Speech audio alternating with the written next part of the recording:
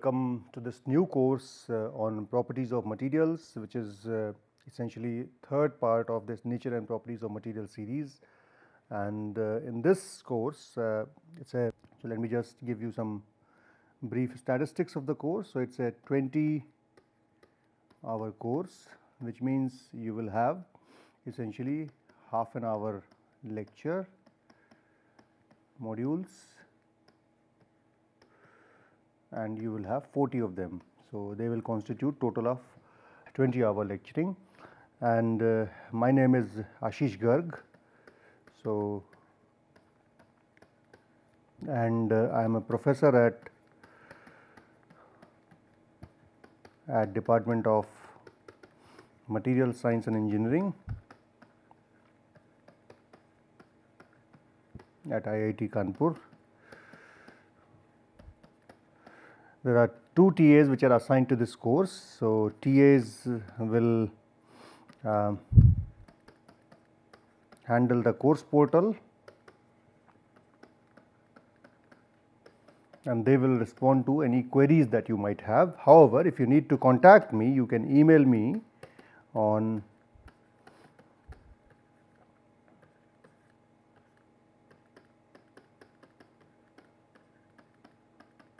so this is my email address in case you need to contact me. So this course basically is intended for if you are a BTech student of metallurgical engineering, material science, in early stage BTech student, or if you are a student of mechanical engineering, or if you are a student of chemical engineering, physics, or even chemistry or nanoscience and engineering, various disciplines who want to just get an introductory description of materials properties, especially mechanical and electrical properties, then this is a suitable course for them.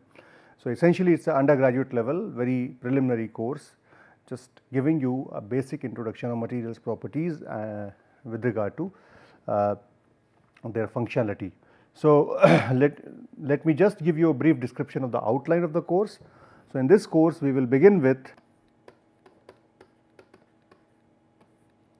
so course will, it has two major components.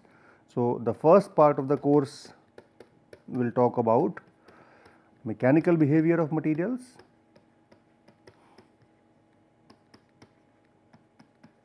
essentially the mechanical properties, and the second part will talk about electrical properties.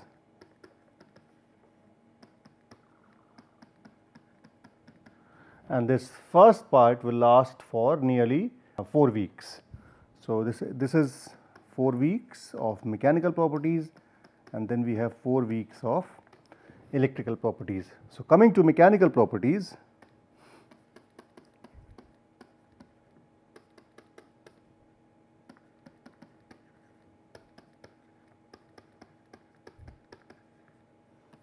we will begin with our with the notations.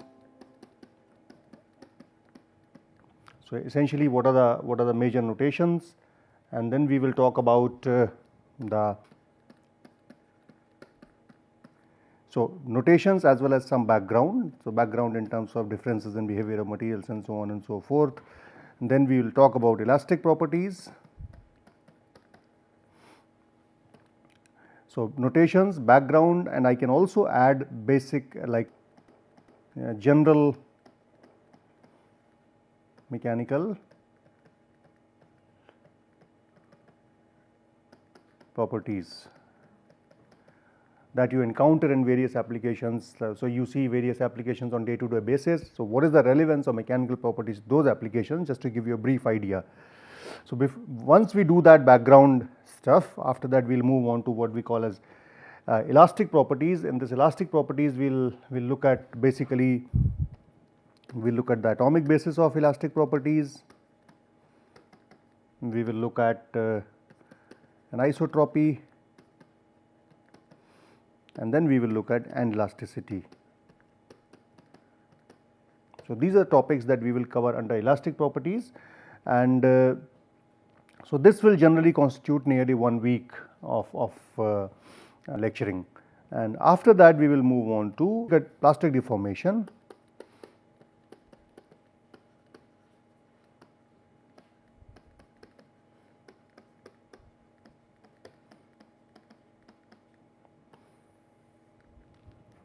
So, we will talk about plastic deformation of materials. In this, essentially we will talk about how does the plastic deformation happen, which means we will introduce the concept of slip, which means we talk about slip and slip systems,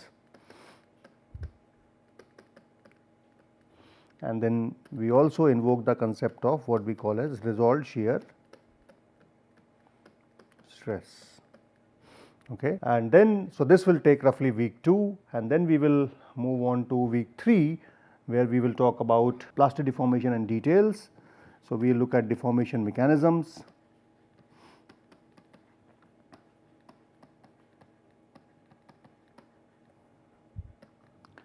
and deformation mechanisms, we will look at strain hardening,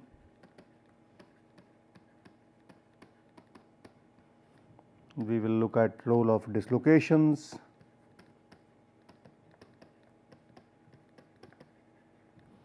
and failure, and then we will also look at the difference between tension and compression. Okay. So, basically what happens when a material is deformed, how does it harden, what is the role of microscopic mechanism of dislocation in affecting the deformation, how does it fail, and what happens when you what is the difference between tensile and compressive testing of materials. And then once we have done this, so this is deformation mechanisms, then we move on to what we call as strengthening mechanisms. But using this knowledge of deformation theory, how can you make a material strong? So, strengthening mechanism will basically include effect of cold working, and then we will look at solute,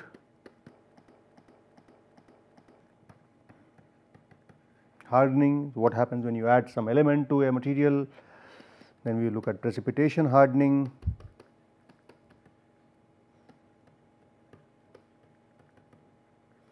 and then we will look at some other mechanisms that might be prevalent. So, this is what basically we will talk about the mechanical properties. We will not deal so much with the failure and fracture aspects of material, we will mostly deal with the deformation in materials, especially in metals. Okay. So, this is mostly to do with the metals and alloys. So, in some sense you can say that the mechanical properties module of this course is primarily with mechanical properties of materials, and that too essentially the deformation behavior and strengthening mechanisms, because we do not have enough time to deal with the fracture and fatigue. And then we will move on to what we call as electrical properties.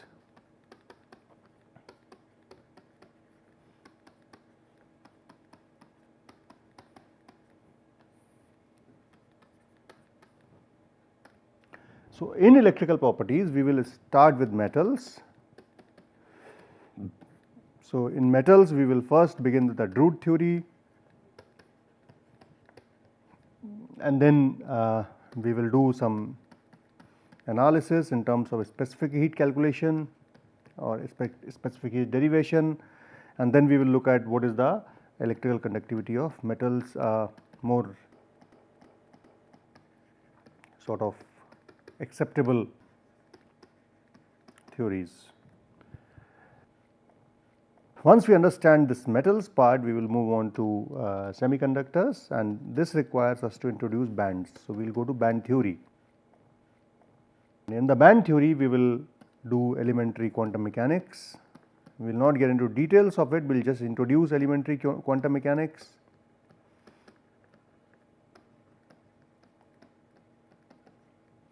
And then bands, energy bands, basically these are energy bands. Okay. Differences between metals and semiconductors,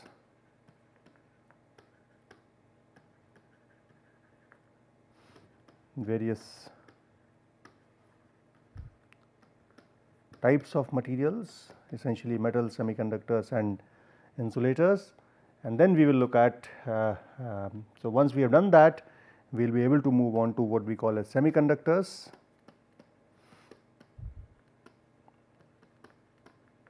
And we can look at different types of semiconductors,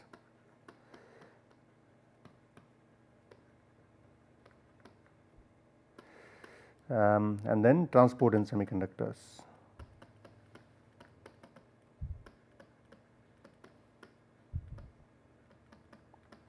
And finally, as a last exercise, if the time permits, we will try and do thermal properties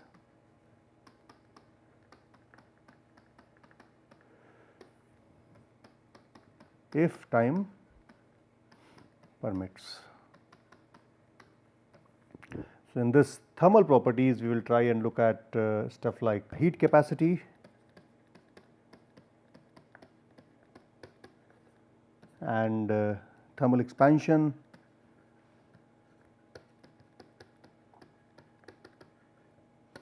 and thermal conductivity. So, these are the contents that we are going to follow in this course, primarily on mechanical and electrical properties of materials, especially metals and semiconductors. Mechanical properties mainly of metals, and electrical properties of mainly metals and semiconductors. If time permits, we will come to thermal properties of the course. Now, let me give you some references for the, so now let me give you some reference books that I would recommend you to go through. So, first book is Materials Science and Engineering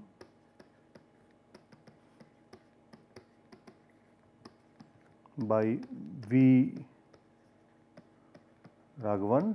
Second one I would recommend is again Material Science and Engineering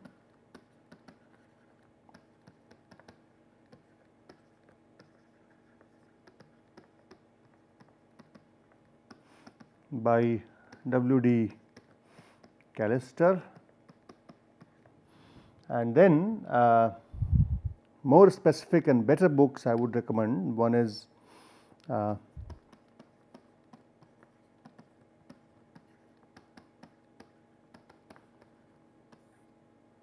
first one is this H. W.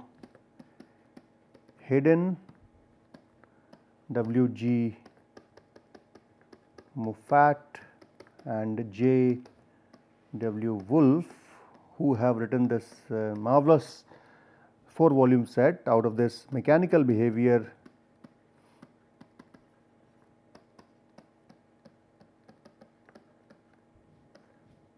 volume 3, and the title of the book is essentially The Structure and Properties of Materials. So, basically it is a structure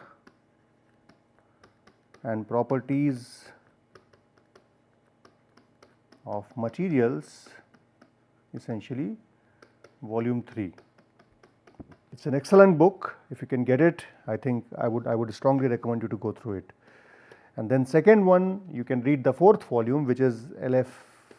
Lee's, R. M. Rose, and J. Wolf, which is again Structure and Properties of Materials.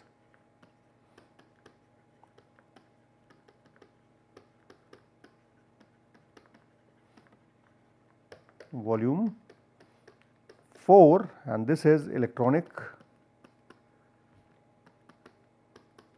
Properties. Excellent book.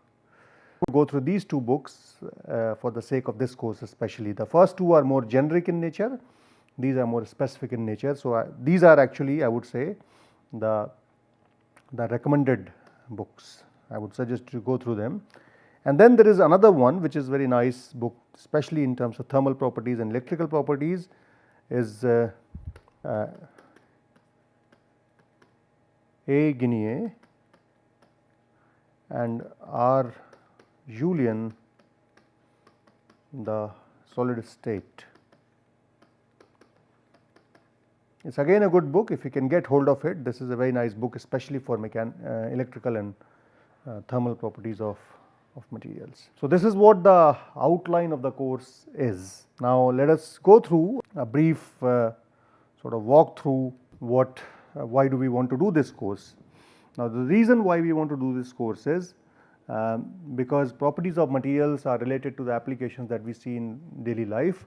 For example, when you talk about mechanical properties,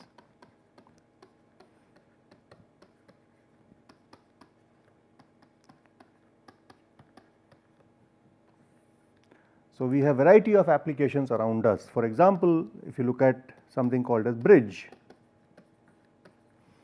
the bridge on which we walk, vehicles pass through every day, and bridge has to be, so what must not happen with the bridge? Well, the bridge must not deform,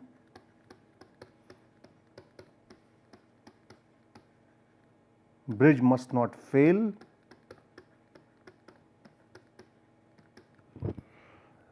which means it must be strong, it must not plastically deform essentially, and it must not fail, which means it must be fatigue and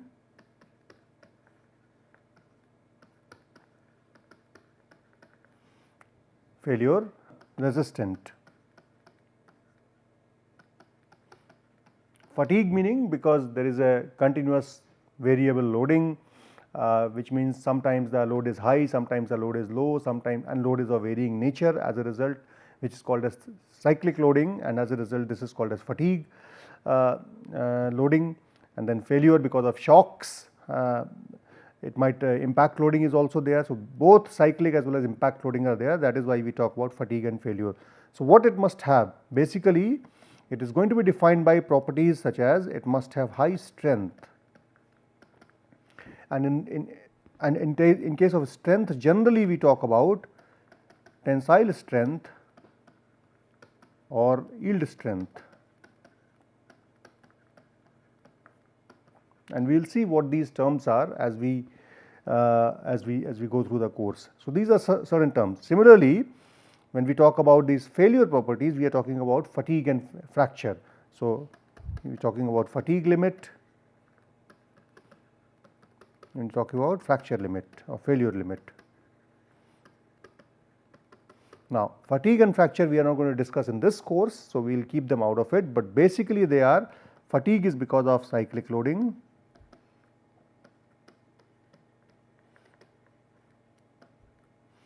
and fracture could be because of impact loading. Essentially, it is a sudden failure. So, these are basically because of, but what is very important is the strength, that a bridge must be strong. Similarly, for example, when you look at ship, a ship navigates in sea.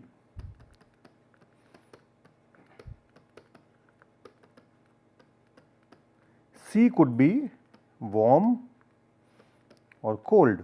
If it is Indian Ocean, it could be warm. If it is North Sea or Atlantic, it may be cold. Now, a ship, the material which is used to build ship must be corrosion resistant, of course, because it must not corrode in the saline water,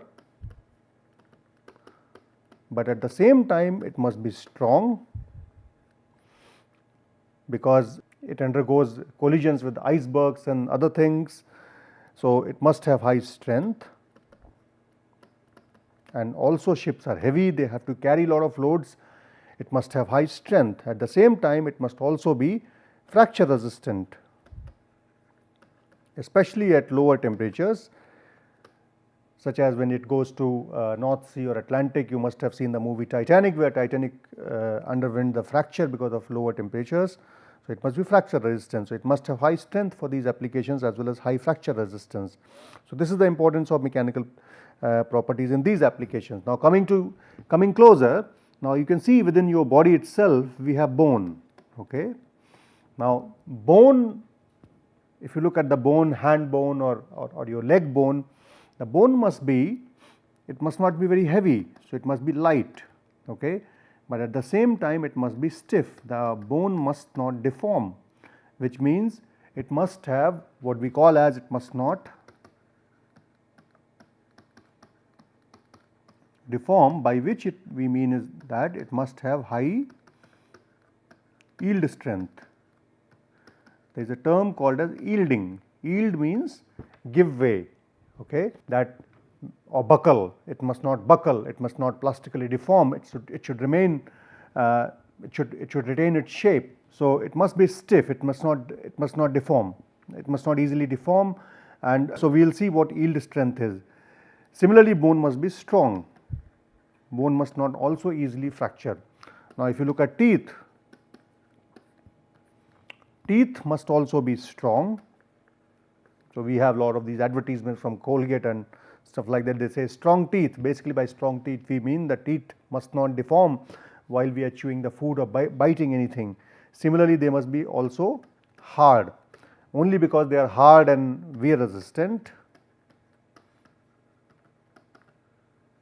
you can bite and chew things. Now if you look at things like rail tracks,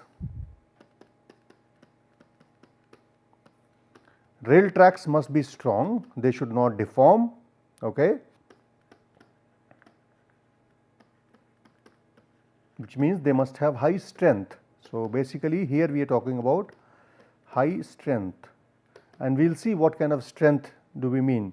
Rail track should not plastically deform, which means they must have high yield strength. They should so we can say high yield strength. They should also not wear out, which means they must be hard and wear resistant on surface, but they should also be fatigue resistant, because rail tracks also go cyclic and impact loading. As a result, fatigue and fracture resistance is important.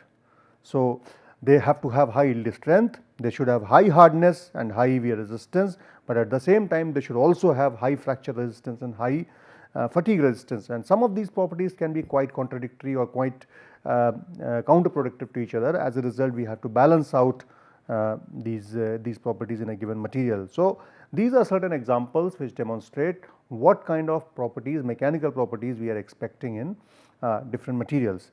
So in this course we are mostly dealing with what we call as basically strength.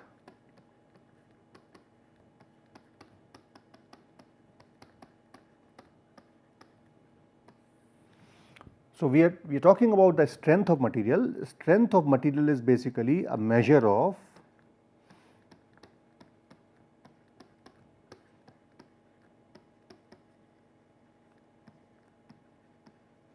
how strong a material is, and essentially it is also a manifestation of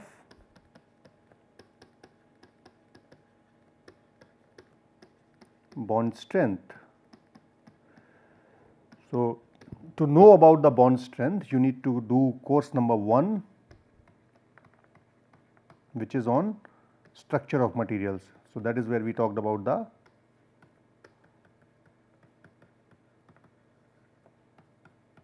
structure of materials, nature and properties of materials, part 1. So what is this strength of material? So basically what happens is that when we deform any material, so let us say when you apply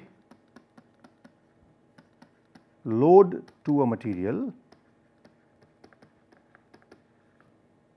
okay, let us say you have a beam, all right. This beam is of length L. When you apply the load to this material, let us say you apply a load P, this beam will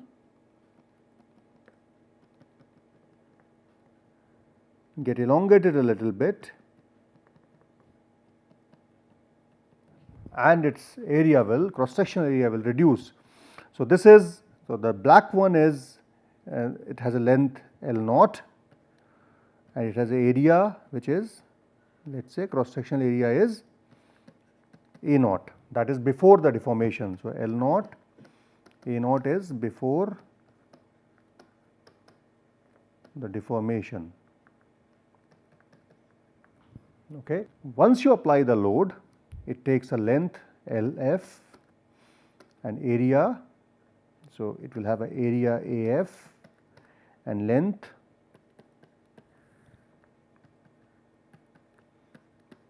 LF. So this LF and AF are the after application of load. So, coming to a few terms, a material is elastic when LF goes back to L naught and AF goes back to A naught after removal of load.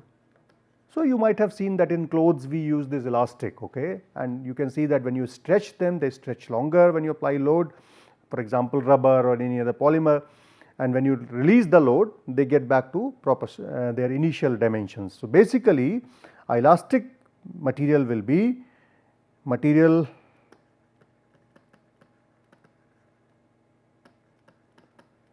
gets back to its original shape after removal of load. So, this is what is elastic behavior. Okay. So, when you release the load, the material will, so this is, you can say this will go back to this after removal of load.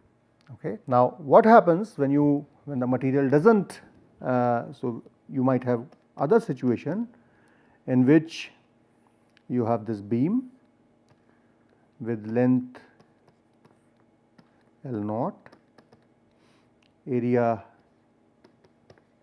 A naught, and you apply the load such that it becomes longer and thinner. So, this is LF and this is a cross sectional area AF. Now, after removal of, and we apply a load P, okay. After removal of load, AF does not go back to A naught and LF does not go back to L naught, which means final dimensions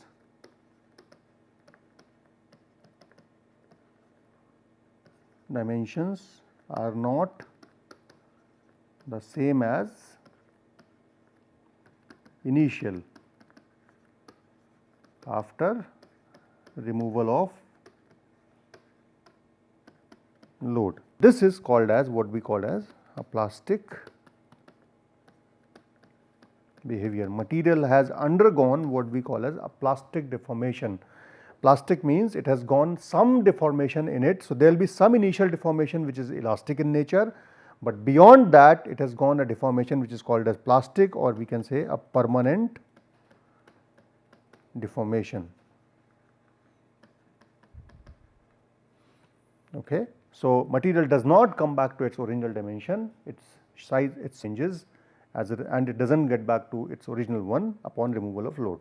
So, these are some basic concepts that we have introduced in this lecture. We will get into details of these concepts more in the next lecture. So, we will stop here and we will continue this in the next lecture. Thank you.